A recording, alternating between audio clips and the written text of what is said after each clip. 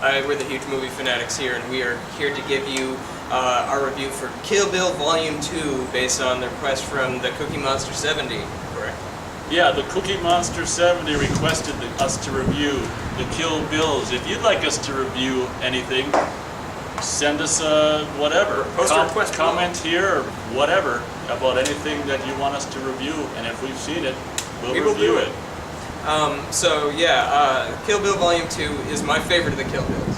I like this one better than the first one. The first one was the revenge side, the anger side, and it's just dripping with seething anger. This, you get the anger still, it's lingering, but this is more the remorse side. This is, you feel the emotion of everything that is weighing on her. Now that she's gotten out the anger, you follow through every other emotion she has. And this is just such brilliant filmmaking, because of the whole revenge trip that she did in the previous movie. You were so there with her every step of the way. And the three villains she has left are Bud, who is so perfectly played by Michael Madsen. He is just absolutely fantastic. It's just this typical hick that's living out in the Nevada desert. And some of his scenes are just so great. And you kind of feel bad for his character a little bit as well.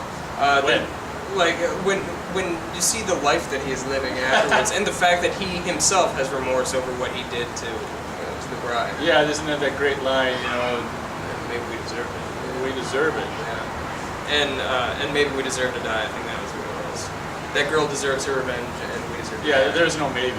Yeah, and it was fantastic, and his delivery there is just so good.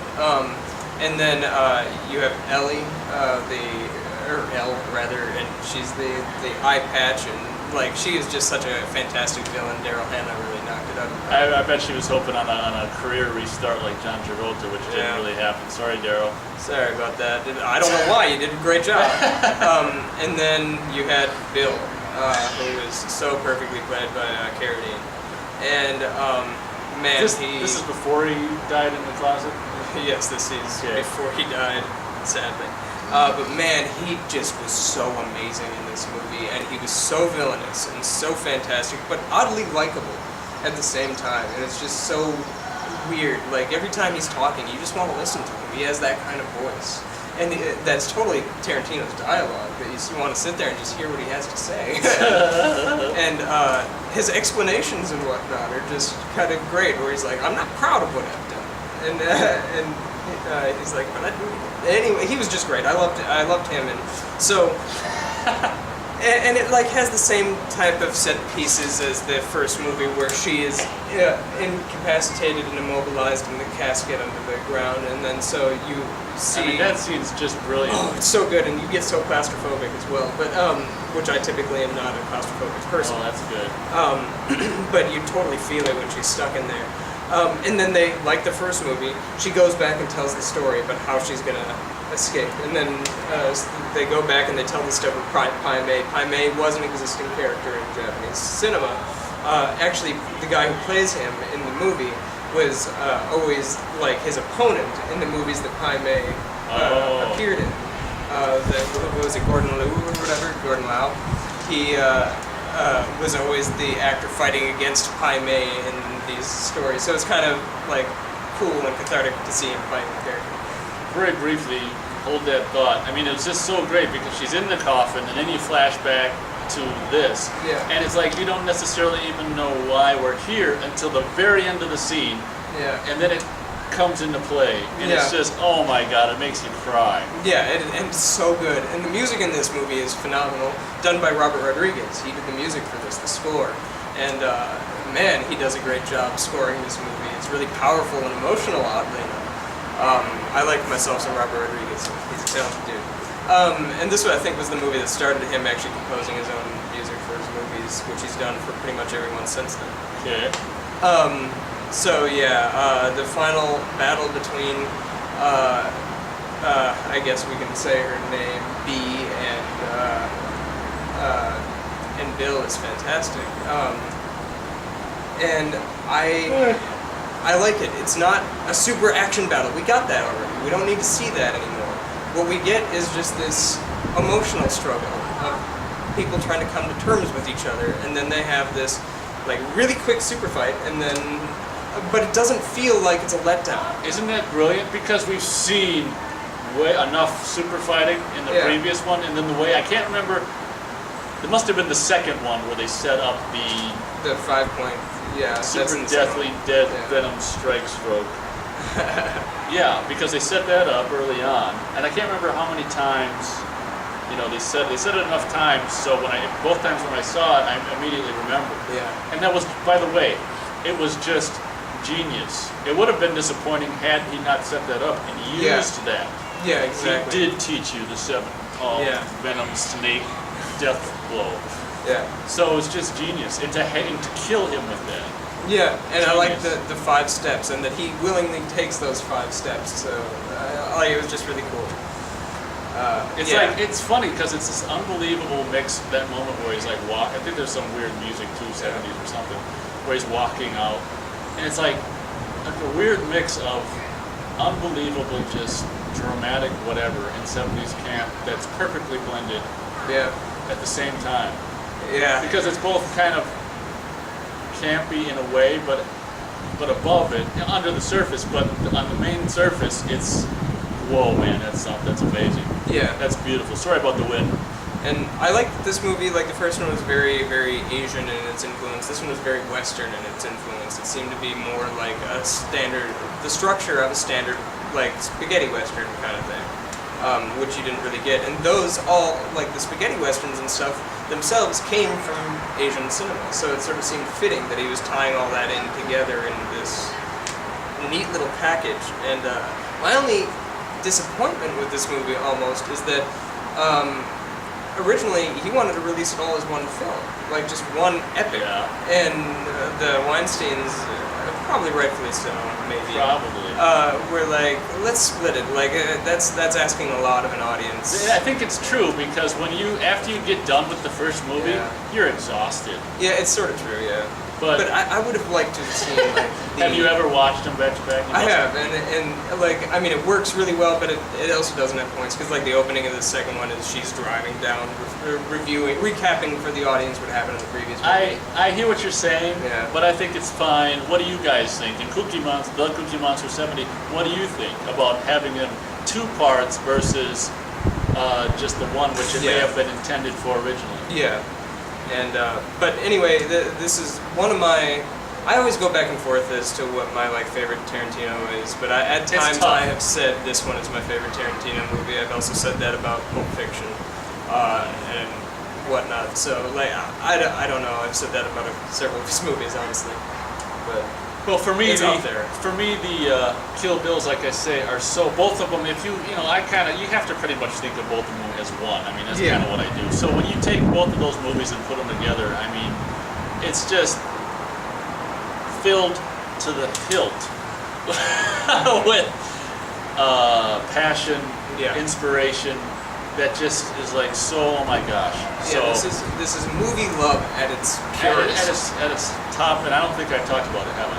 I don't know actually. I don't think I have. I can't remember. I talked so much.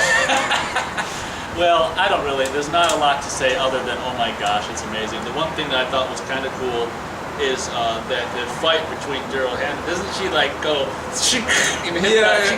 Did she not get the swords out the whole time? Yeah, they can't get the sword out because they're fighting in the trailer. It's genius. It's so good, and I like the. I don't know if he stole it from anything, but it's genius. I don't know, but I also like all the stuff leading up to the trailer scene where Daryl Hannah kills Bud with the snake, which was so surprising. And my only complaint is why wasn't she worried about where the snake was? My assumption is that her character, like a lot of people are like, she didn't die, and I'm like, well, she's alone, blind in a trailer with a deadly snake that we've seen kill somebody already. I'm pretty sure she doesn't make it out. Right. Oh yeah, you're right. Go ahead. Oh wait, I should. Oh yeah, you're. Why am I telling you to go ahead? So, but there were so many great so many great parts when I first revisited it, however many weeks ago, after the request. The first like half was just like, okay, this is just not living up to what the first one was for me. But when the end is so amazing. Like I was teetering on 3 stars or 3.5, like towards the middle, because I don't know. I guess maybe it slows down a little too much for me. But I think in the grand scheme of all the first movie and everything put together, but when the end rolled around and it's just like she's gonna kill him, and then it's like mommy, and that whole ending from there on forth. I mean, I was like, I can't do it. It's got to be 4 stars. Yeah. And the ending is so like flawlessly conceived and executed, and you're at the tip of you're just like, what's gonna happen? Yeah. And it drives you crazy. And when she finally does the 5-pawed finger plant, face Yeah. plant venom strike, you're like, oh my god, that is the most perfect way in the universe for Bill to die. This is just, obviously another 4 stars. These 2 movies combined, and maybe someday, like during the winter, I'll have to watch. I should get do you have the Blu-rays? I should probably. I don't get have the Blu-rays. They're I've very been meaning to get them. inexpensive nowadays too. Actually, yeah, Barnes & Noble, I think we sell them both for like $7 a piece or $8 wow. a piece, something like that. Yeah, And- so I'm gonna have to pick them up probably. Maybe the winter it would be a good time to just watch them back to back. Like I say, it would be kind of exhausting after that first movie, but what the hell?